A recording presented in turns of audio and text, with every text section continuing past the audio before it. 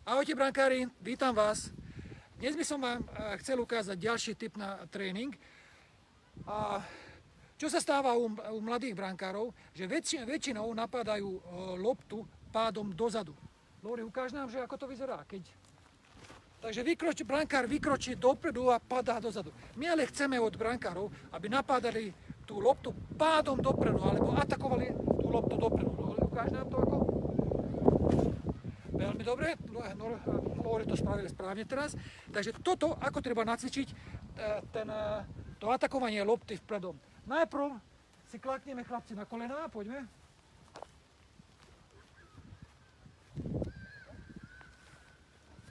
Jednoduché cvičenie, ako ich vieme na to smerovať s tým smerom, aby tú loptu napádali spredom. Takže vykročíme, keď poviem pravá, tak vykročíte pravým kolenom a napádať tú loptu napravo. Keď poviem ľavá, tak na ľavo. Dobre, pripravení? Teda nesedíme na zadku, tak. Pravá. Výborne. Takže ako vidíte, jedna ruka je za loptu, druhá nad, veľmi dobre napádaní chlapci. Spodná ruka by mala byť vystretá. Dobre? Teraz, ešte raz, poď. Ľavá. Veľmi dobre, hore zase, naspäť. A teraz môžeme to spraviť aj hravou formou. Dobre, teraz buď červená, alebo buď žltá. Dobre, počkaj. Kto bude rýchlejší, ten zvíťazí. Žltá! Veľmi dobre, Lori a neviem, kto tam vyhral. Ešte raz poď. Červená! Výborne, rýchlejšie vyhráva, dobre. To isté ideme spraviť teraz stoji.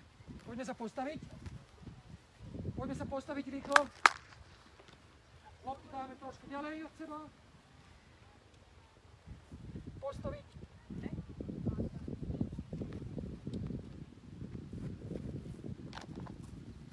Takže to isté, stoji. Najprv pravá ruka alebo ľavá, dobre? Pravá! Výborne, chlapci krásne vykročili za tou loptou a potom napádali tú loptu, takže bolo to pekné. Ľava! To je no, naspäť. A teraz hravou formou, kto vyhrá, kto získa skorej tú loptu, ten bude víťazom. Červená! Bravo, takže máme víťazov.